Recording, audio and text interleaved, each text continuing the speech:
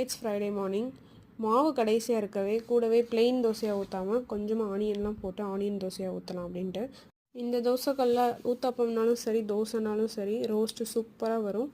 தோசை கூட ஆனியன் தாளித்த தேங்காய் சட்னியும் முந்தின நாள் வச்சுருந்த பன்னீர் கிரேவியும் வச்சு சாப்பிட்டாச்சு. சாப்பிட்டு முடிச்சோடனே சூப்பரான ஒரு டீ. இப்போ நான் என்ன பண்ணிகிட்ருக்கேன்னு தானே பார்க்குறீங்க. இந்த கொஷினுக்கு பதில் தெரிஞ்சால் நீங்களே சொல்லுங்களேன்.